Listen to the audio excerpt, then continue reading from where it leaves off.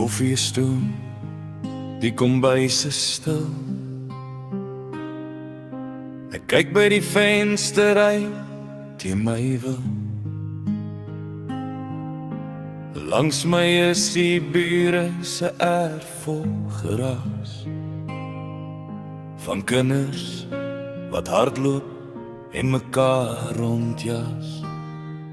Maar my gang is breed en my kamers te groot. Net die spook van 'n droom in die oggendlig se skoot. En is swaar, hier is 'n vrag op my rug om te wag voor 'n hek met 'n swaar diepe sug. Ek het vra wat ek sou skree as jy hier voor my staan. Oor die lewe daar buite en my eie traan. Ja, ek soek na die Here in die hemel so blou, terwyl ek wag op 'n antwoord wat hier nog terughou.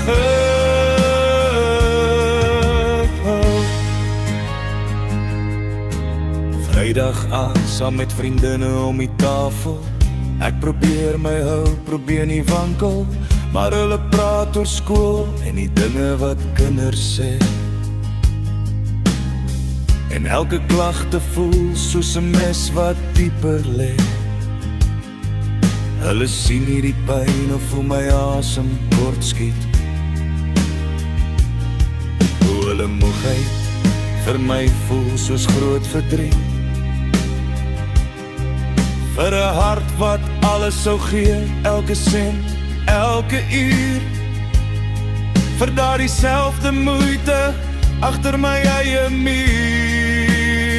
Is daar 'n plek vir my? Is daar 'n pad? Of dryf ek maar net op hierdie donker nat? Ek is bly vir hulle, ek is regtig waar, maar ek is moeg om die een te wees wat moet staan na die altaar van eendag en wag maar en sien terwyl die jare my siel so skaduwees uitdien. En is swaar, hier is 'n vraag op my rug om te wag voor 'n hek met 'n swaar diepe sug. Ek het vra wat ek sou skree as jy hier voor my staan. Oor die lewe daar buite en my eie traan. Ja, ek soek na die Here in die hemel so blou, terwyl ek wag op 'n antwoord wat hier nog terughou.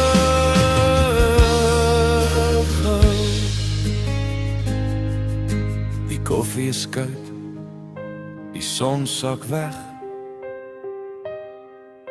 Ek is nog hier, vra nog steeds, hoekom?